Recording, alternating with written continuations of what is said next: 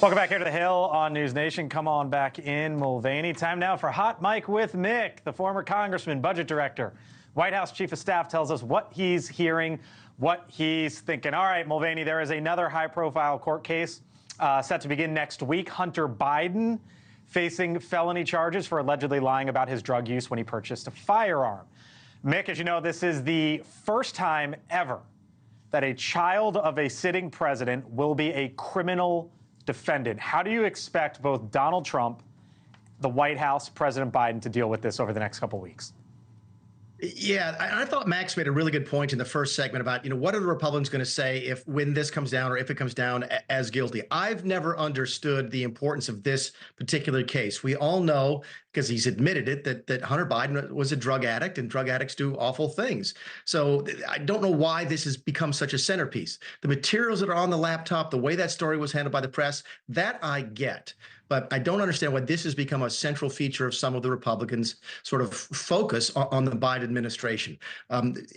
It's one of those things, I guess, you're sort of darned if you do and darned if you don't. And darn is not the right word I want to use, but I don't know if I can use that word on television. But I think the Republicans have to be very, very careful here in spiking the football if the conviction comes down against Hunter Biden.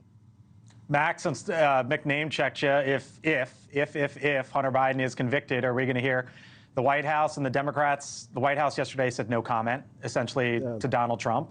Is it going to be respect the judicial system and move on?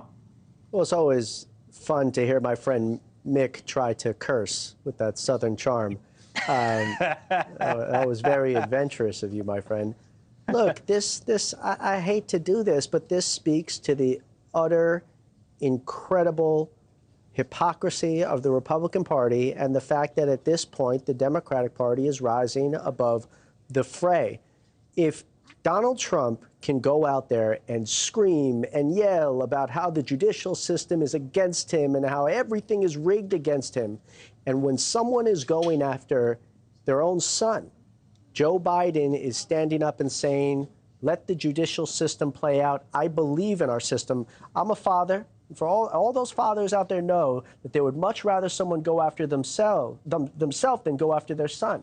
And still, right, Joe Biden is not buying into this notion of a rigged system because he is not selfish and he is putting the country first. And that is everything that voters have to know about this election.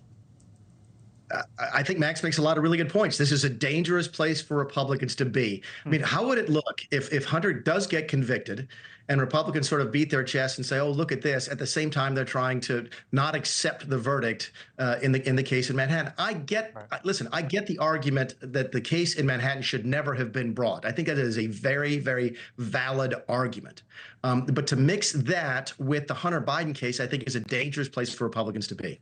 Thank you for watching, and make sure you go to joinnn.com to find News Nation on your television provider. And don't forget to click the red subscribe button below to get more of News Nation's fact-driven, unbiased coverage.